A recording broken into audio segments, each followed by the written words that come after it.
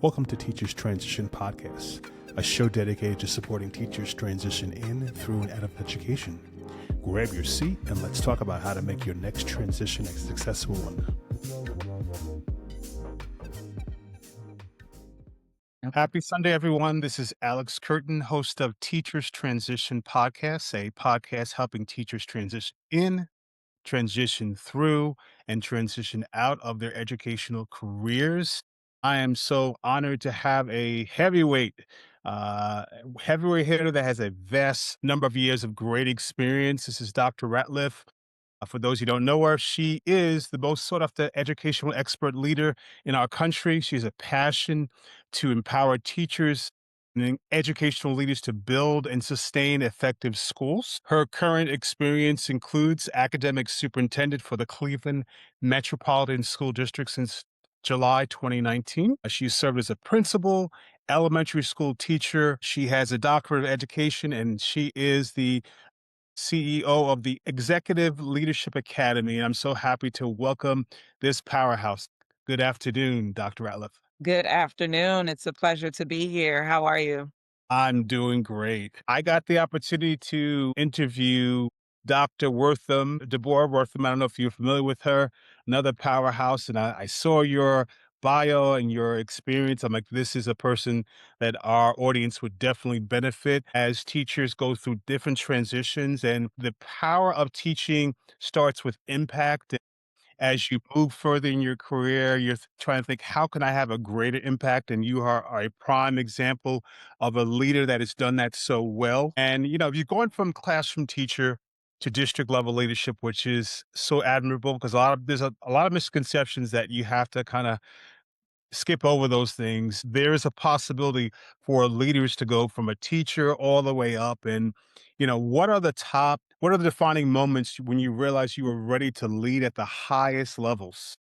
Yes. So, funny enough, I did not even know that that was my aspiration to lead at, the level that I am right now. It was honestly just a yearning for more. I couldn't necessarily define what that role was, but I knew that I wanted to have a larger impact. This actually came to me when I was a teacher in Chicago in Allgale Gardens, which is on the far south side of Chicago. And I just knew that there was something more. I had completed almost about year 6 of my teaching career, and I actually applied to work for one of the literally the greatest leaders ever. Her name is Denise Little out of Chicago, and she actually took me and mentored me. So she was the chief of schools at that time, and I worked directly for her, spearheading her math department. And when I tell you she showed me the ropes, and from then on, my knowledge and expertise just became a little bit more known and people started reaching out to me, and then I became a principal, an academic superintendent, and now leading the Executive Leadership Academy for aspiring school principals, helping those who want to get into administration have the tools and the knowledge and the expertise to move into that seat. That's awesome. That's awesome. Looking back at your early career in Flint in Chicago, how did those experience really shape, you as a leader today? I know you said that great mentor, but it's sometimes down in those trenches and those moments where, you might not have a mentor or you try to figure out how did those experiences help you on that road? It actually began before then. I grew up in a very poor community, Flint, Michigan, raised by a single mother, and some of the challenges that we experienced was actually the thing that kinda put fire under me for more. So, I can't necessarily say that the experience began in Chicago. I think that it began when I was a young lady, and just really desiring more. The majority of my career has been in urban ed and really spearheading and helping young ladies and young men, black and brown boys, get on the path to a better life by way of education. I know that that's the thing that got me out. I was actually able to, again, come from very humble beginnings, rising to getting my doctorate degree from an Ivy League institution. So I know it's possible. And those are some of the things that I try to instill into our young people and also share with others the things that are possible for individuals and students who might not come from the most prominent background. I mean, that's very encouraging because we often think, that you have to have the right connections, you have to have a certain level of income and the connections, and you've proven that that you overcome so many challenges, which should be inspiration to all, that whatever we have in our hands, whatever we are, blessed with, that we can go as far as we want to take it. So thank you for sharing that. Most people think of Flint, of course, they think about, the water situation, but, we're thankful for just that expression that anything is possible. Yes, it is. No matter where you come from, I'm living proof that whatever it is that you desire, it will be made, the path will be made for you. Yes, yes, yes. So many educators hesitate to step into leadership for different reasons. What internal shifts had to happen for you to move from a great teacher to leading adults and leading adults that have opinions, or leading adults that kind of focus on their needs? What are some of the shifts that had to happen? The biggest shift was everybody has this idea, perhaps, I'm not ready. I need more school, I need more training, I need more experience. The biggest shift is really understanding that sometimes you just have to jump in. You're not going to get all the green flags. You're not going to get, a slew of confirmation. Sometimes it's just an inkling to go ahead and put one foot in front of the other until you get to your destination. Some of the shifts that I had to the mindset shifts that I had to adopt when leading adults was that we are here for kids. It's literally no other reason. So unless everything that we do funnel towards our mission and vision and what we want to do for children in terms of closing the achievement gap, everything else is just noise in the background. And it's important to drown out that noise Hmm, so that you can continue to gain momentum in your purpose. okay.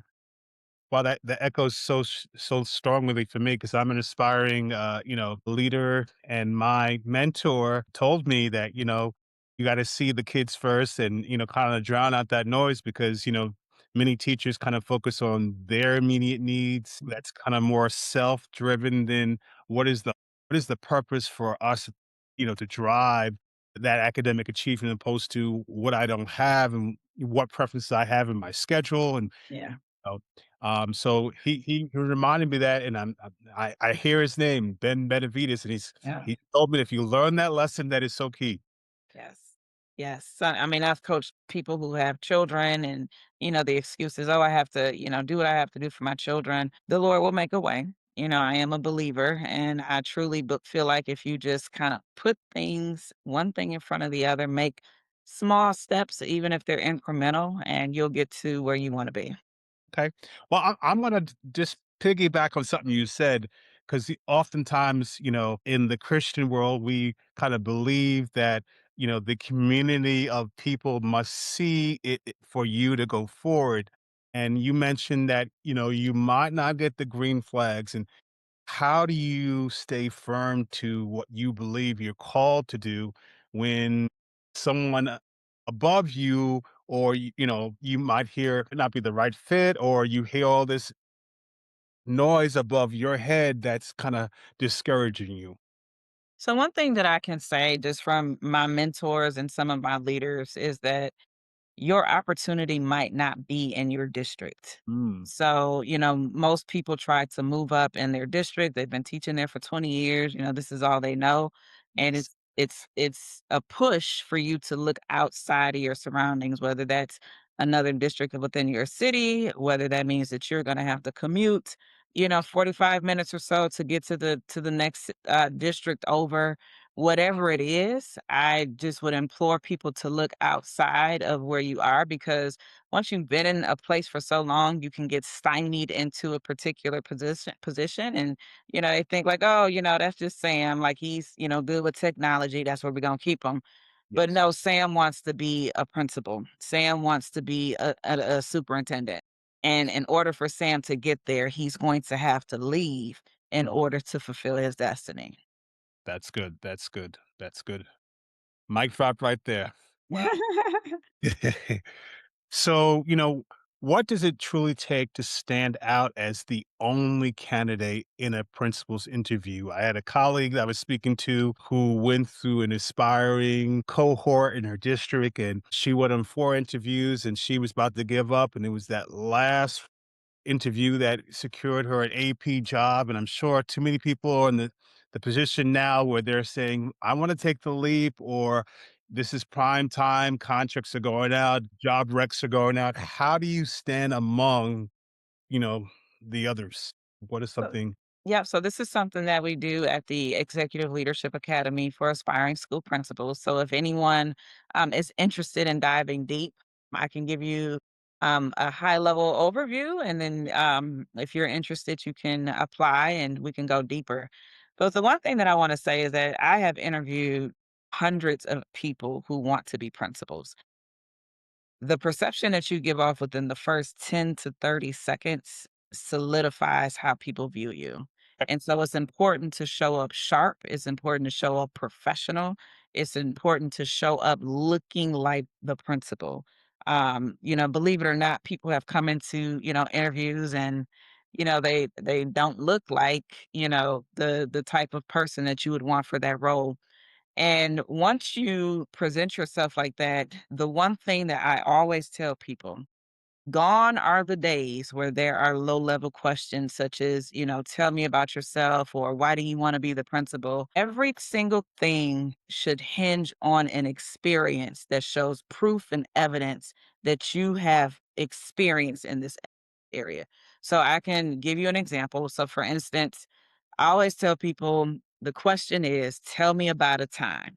Tell me about a time when you moved instruction in the area of math. Tell me about a time when you were able to bring contrary beliefs and views together from multiple stakeholders in order to unify a team.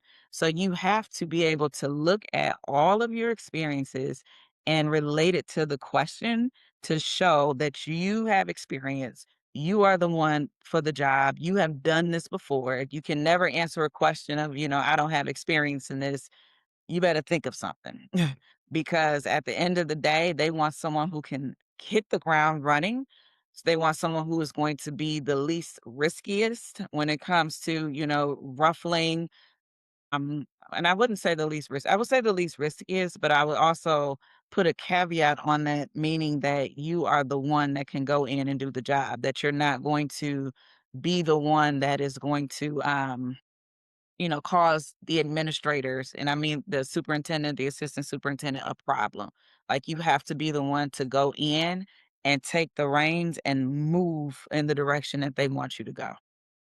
that's good? I mean, now that I'm thinking of that, it sounds like your resume could be a good spot to kind of really think about what you've done and then relate those, stories too, because you don't necessarily get those questions prepped ahead of time. You have to be able to instantaneously, make those connections. Yep, and the Aspiring Principals Academy, we actually give you a template on how to look at all of your connections under the major buckets.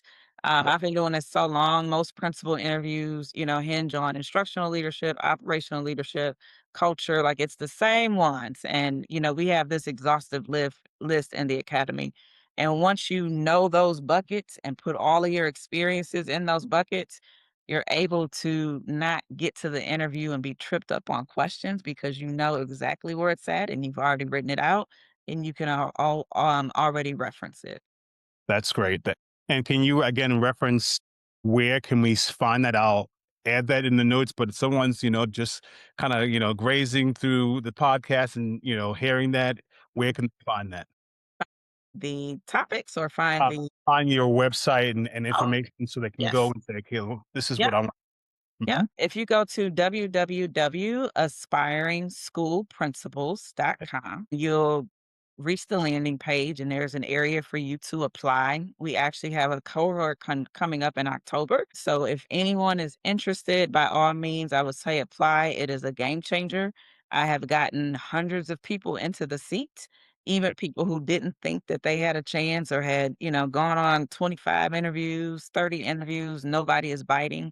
I was able to transform them so that they can actually get the position. Okay. And is that similar to like a certificate program? Kind of help our listeners understand, you know, Yeah. So you do get a certificate at the end in terms of, whether I know that everybody's district is different. So continuing education credits, that is something that we don't do. However, I mean, you get yeah.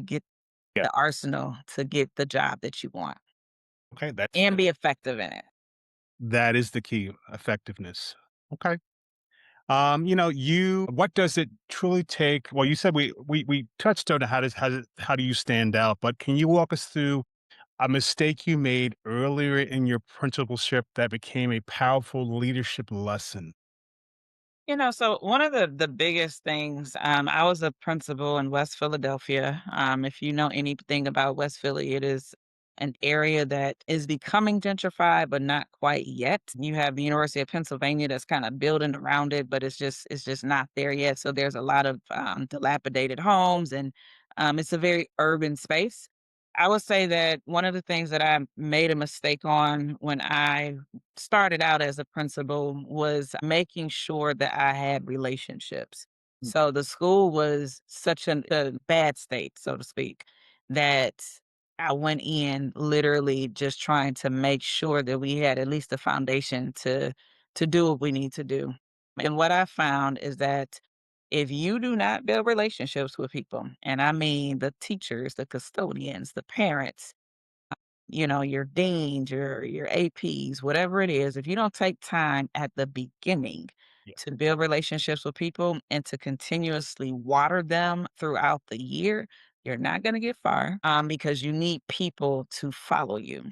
And that is something that, in hindsight, I've learned my lesson, or I did learn my lesson. And, now I'm able to support and coach others through that on how to build relationships. And that's something else that we cover in the academy. If you have that as your weak spot, because you need people to carry out the work and be your secondary leaders in the building, even when you're not around.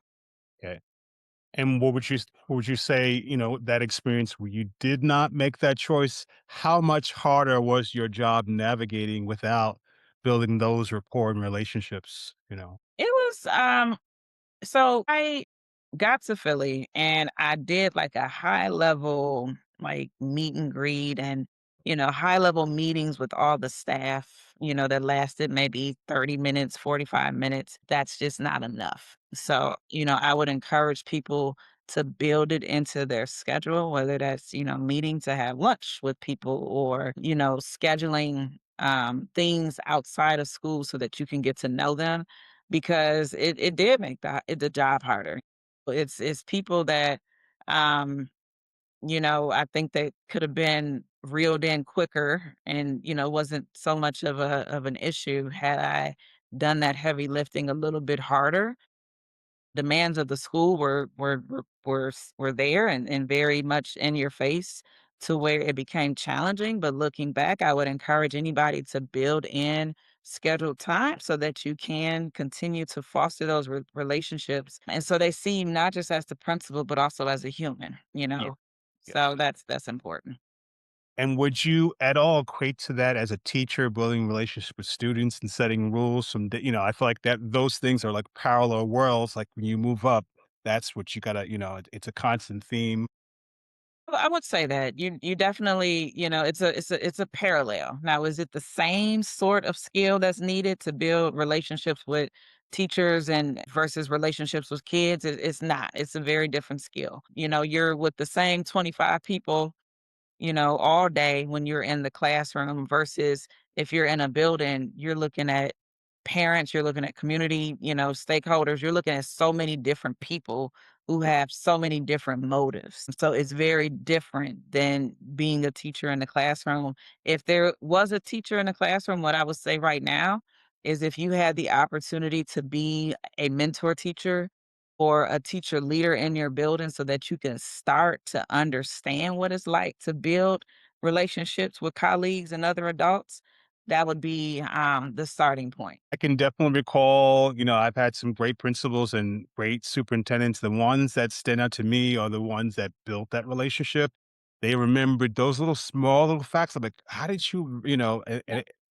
and you would actually go the extra mile because you felt like you were heard, Yeah. you felt you were appreciated, and they were watching, and that you were valued. So I definitely concur. Those build those relationships. I can remember those names and remember those times. They're very powerful. So beyond theory, there's a lot of graduate programs out there that focus on theory. Mhm. On the certification test focuses on that. What are the real world leadership skills, in addition to what you've mentioned, that can only be learned through experience and or mentorship? Being a principal or moving into, the superintendency or, any district level role, but I would say more so with the principal right now, this is not a job that you can read a book on. So, there is absolutely no training. I have been trained at, some of the top universities of our nation that can give you everything. So the academy that I lead gives you the gray areas that are not a part of the textbooks, that are not a part of the graduate programs, the things that will cause people to literally sink within a semester if they don't get on top of it.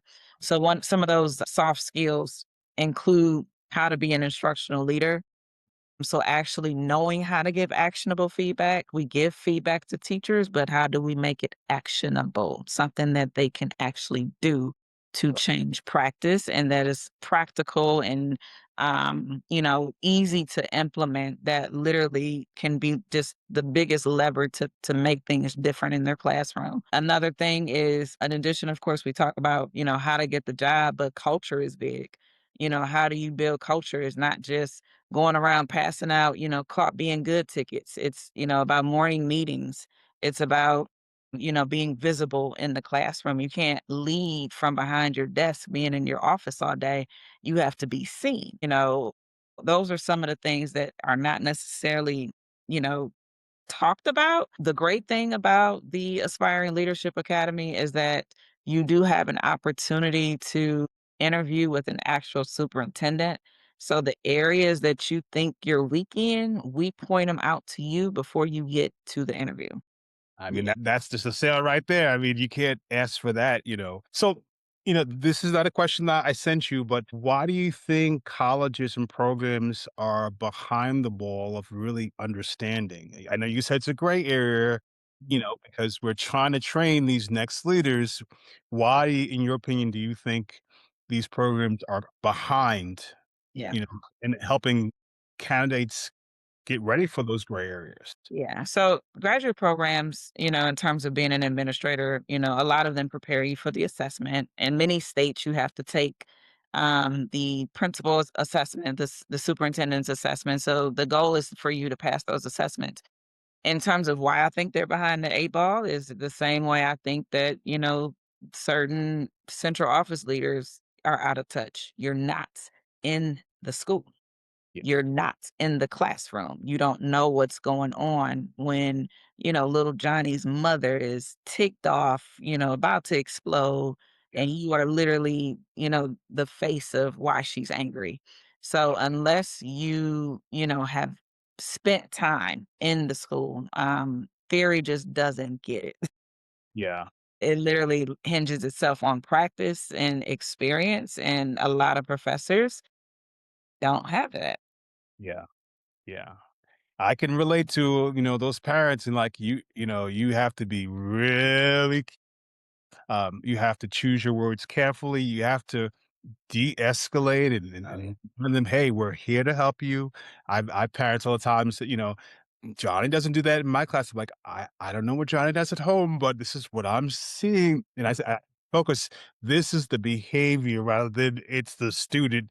It's just those words that help diffuse and, you know, definitely navigating that and having, all those centers to feel and sense, okay, how do I now navigate? And principals do it, have to do it all the time, Yeah. knowing community and navigating through those challenges are Yeah. real life. And I think that teachers get a good taste of it, depending on, your area. So if if you're a suburban teacher and think that, you can go to an urban space and it's going to be similar, unfortunately, you're going to get a rude awakening. And it's one of those things where your setting and your placement matters and the type of higher position that you should seek. So, is there again any advice? Because, there's no urban certification, there's no Mhm. rural. What are some things to navigate if you're considering going to a different environment for them to Mhm. consider? So the biggest thing, if you're thinking about going from a suburban area to an urban or urban to, a private school, you need to spend some time in that space Yeah. so that you can know and understand the dynamics, the culture. Don't walk in blind, just thinking that, I've been a principal, at XYZ school for 10 years. I know I'll be successful down the road. You might not be. You need to understand what you're dealing with and what you're walking into before you make that jump. Okay. Great advice. Yeah. We develop relationships among colleagues, and then, I've seen in my career where my students sometimes become my colleagues, and then, and I'm sure you experience having to now lead, and I've experienced that where a colleague of mine went from teacher to administrator. Can you walk us through that wire dance, that trapeze, that whatever you call it, the dance that they have to navigate around? You're speaking specifically from a teacher to an administrator that is a colleague. Yes.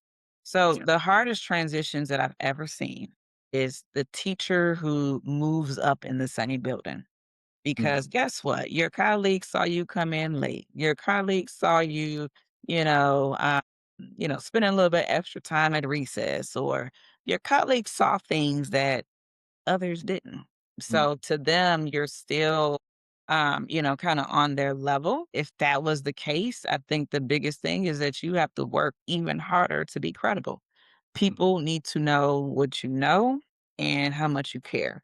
Okay. So if you're able to demonstrate knowledge, meaning that you read, if everybody else is doing a book study, you need to do two book studies. You have to accelerate faster in order to gain the credibility because otherwise you'll be the same, Sue that was always at the water machine and, you know, wasn't where they were supposed to be. Yeah. Yeah. I mean, that's great advice. Definitely teaching a long time and seeing that happen.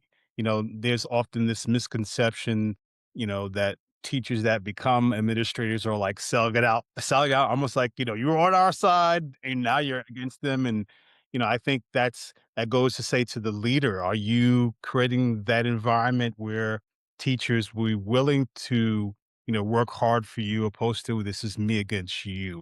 Yeah, definitely if there's a union involved, it can be a little bit, very tricky. I know that, depending on your setting, if you're in charter schools, you more than likely would not have to, deal with the union. But if you're in a public setting and there's a union, then yeah, there's some different red tape that you gotta navigate through. Yes, originally my career started in New York, so definitely we're full of unions, but now I'm in Texas, which is like associations which are not unions. So some fun times to navigate in, Yes. those environments. Crisis management. Oh my goodness, that could be a whole podcast discussion. It's something no one can fully prepare for. What's a moment in your leadership where you had to lead through crisis, and what did it teach you? So there are several points where things were, in a critical state. I would say the most challenging, I mean, there's the instructional crisis where, students need to grow and there's very little time for error. I experienced that in Chicago, specifically around 24 things switched to the Common Core State Standards. And, you had the emergence of the park assessments and smarter balance assessments and how quickly people had to catch on and really be leaders of new standards. I would say the biggest crises that I've, handled has been as, just cultural crises. Kids or families rather, bringing some of their neighborhood issues into the school. And then it becomes an issue for the administrator to deal with. I'm thinking back, and I mean, it literally deals with everything because I've seen it all, whether it is weapons, whether it is bullying, things of that nature. All of those can put a halt in your day. Yeah. And literally, it would take 2 to 3 hours to spiral through. So those are some of the things that I can think of. In terms of responding to it, I think that it's important for you to understand the full landscape. I always tell people, if you bring me an issue or a crisis, I need to understand what the full picture is. So you're not just going to tell me your side. I'm going to go talk to, such and such too to understand. And then at that point, we can move on because everybody has a very biased view of what happened. So it's important to investigate and get to the bottom of it, to really hear and know what happened. And then after that, you can determine like what your next steps are going to be. Okay. And would you say that is a common question for interviews for being a principal? And any advice, or of course, you can reflect back on your previous experiences, you know, any advice regarding navigating through those conversations? I would say that I'm not going to say never. The majority of questions don't necessarily say, like, how do you manage a crisis in a school? They're more so presented as scenarios. Imagine that you're a school, that you're the principal of Bell Elementary. You just received a phone call that there's an alleged weapon on the third floor, like things like that. Like there's scenarios that you have to process and articulate your thinking. Those are the type of questions that come out in interviews to see if you're a real crisis manager. Yeah. Yeah. Okay. Okay. Mhm. So, what inspired you to launch the Executive Leadership Academy for Aspiring School Principals? And what gap were you try to fill? I literally, when it's time to move up and move to something different, you feel a longing and you feel an ache that does not go away. And so I really wanted to hinge on something that I did effortlessly for years, and that's get effective people into the principal seat. It's something that I can do with my eyes closed. And so many people are struggling in terms of the interview, in terms of, what their cover letter even says. Like, a lot of people don't even make it past that, and there's certain things that you need in your cover letter, there's certain things that you need in your resume. There's certain ways that your resume needs to be formatted to even get in the door. If you I saw a resume the other day, it was on like flowered paper, like that's not the professional, way to submit your information. So that is one of the reasons why, because I saw such a gap between people who really wanted it and honestly have shown that they could handle it in different areas, whether they've been an assistant principal or a summer school principal, like they have the experience, but they just cannot communicate that, or show that or demonstrate that in real time. So that was one of the reasons why this academy was created, to support people to get over the hump, to actually get into the seat. Okay, awesome, awesome. And what makes this academy fundamentally well? We talked about the earlier how it's different than graduate programs. But if someone joins your fellowship, what transformation should they expect, not just professionally but personally? So personally, you will walk out with confidence that you've never had before. I always say that knowledge is power, and it's the knowledge that you don't have that is going to fuel you to your next level of power. We give that knowledge. We have lived that knowledge. So if you walk out, the transformation again is, another level of confidence and knowledge, but also that you're ready and you have the tools to get there. And you also have an army of people that you can call on here at the academy to get you there. So, I spoke again about being willing to look outside your district. We get, calls and emails all the time from districts that might not even be, around certain people looking for principalships. And it might not be a situation where you can just up and leave, but you know that this is an opportunity for you. We have a lot of people now who are honestly looking into like virtual principalships because there's so many virtual schools and virtual academies, and they use that to be a launch pad for something else. So, I would say that you walk out literally ready to take the seat and ready to lead on another level.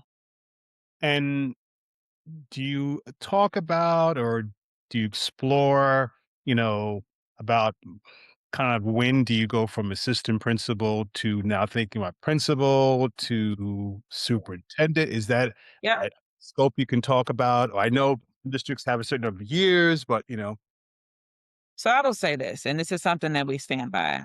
You need to have been a teacher. So if you have, I mean, because you're going to be leading teachers, if you have, experience as like the technology, coordinator, and that's been, your role, that's great. We need good people who can support with technology. But if you really want to grow, you need the credibility of saying that you were in the classroom, you were in the trenches, you've done this, so now I can help you. So in terms of like the amount of time, I wouldn't put a time limit on it. I would say, a minimum of 3 to 4 years in the classroom, and that's like the bare minimum. And then, some years as an assistant principal. But we also have teachers that have been teachers for 10 years and they have been teacher leaders and they've exhausted, some of these other roles that they can play and they're ready to be a principal. So it really depends on your readiness and your level of expertise and not just what you think, but what others think too. So it's important to have a critical friend to say, like, I've been thinking about this, like, what are your thoughts? Where do you see as my strengths and my weaknesses? Because when you're not, when you're getting the opinion of those who you trust and those who you work closely with, you can see things a little bit more clearly. it's true. So you talk about leaders being ready for the opportunity. What does readiness look like in practice? I know you talk about you'll have them ready in the seat. Is there what does it look like after your program? When you first see them come into now they're ready to go. What are some signs? Well, the biggest sign is knowledge. Knowledge on how to conduct yourself, knowledge on what to say, knowledge on what to do. That is the biggest difference because again, you can, Google things, you can, chat GPT it, but we are there literally picking apart, you know, what you're bringing as a candidate and sharpening every single skill. Every single thing that's dull, we're making it sharper. And I don't think that you get that in, other programs, where you get that type of one-on-one support. But in terms of, what you look like when you leave, like that's what readiness looks like. Yep, great question. We have a lot of teachers that are finishing out their contract that are, have all this time to think and reflect and charge. Some of them thinking, am I leadership material? What would you say to them to challenge that belief? You To know, challenge their belief of, am I leadership I- material? exactly. I would say to challenge that, ask yourself, have you been effective? And you ask yourself, have you been effective in the areas that matter most as a principal? Have you been effective in closing the achievement gap for the 25 kids that you've been responsible for, or the cohort of kids that you've been responsible for if you're high school? Have you been effective in building relationships with kids? Have you been effective in creating a culture inside your classroom where people feel ready and trusting and there's a degree of honesty and ease to where people can really learn and do what they're supposed to do. So looking at your level of effectiveness and not just, what you think. Everything is quantifiable. Everything is around data. So if you don't have the data to back it up and you just hinging off of a feeling, I would say that you got some more introspection to do.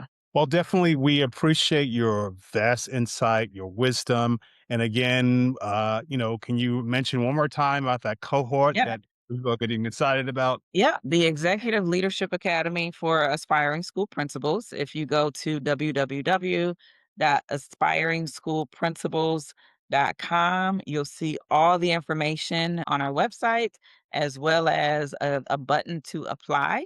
So if you feel like you're ready, which you know that you're ready, I would encourage you to apply. And the next cohort is coming up in October.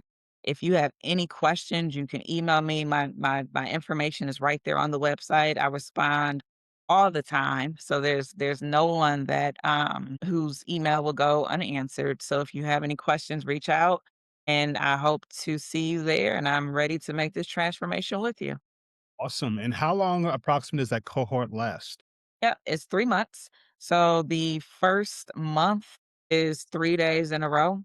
The second month is when you're actually interviewing and getting sharpened by an actual superintendent, much like you would, have to interview when you go for the principal position. You're gonna have to interview more than likely with the superintendent or the chief of schools. So you would have your one-on-one interview that second month, and then the third month, it's another 3 days in a row. Well, again, thank you so much for your time. And I hope my listeners will definitely take advantage of this great, amazing opportunity. Thank you so much, Dr. Ratliff, for your time today. Thank you. My pleasure.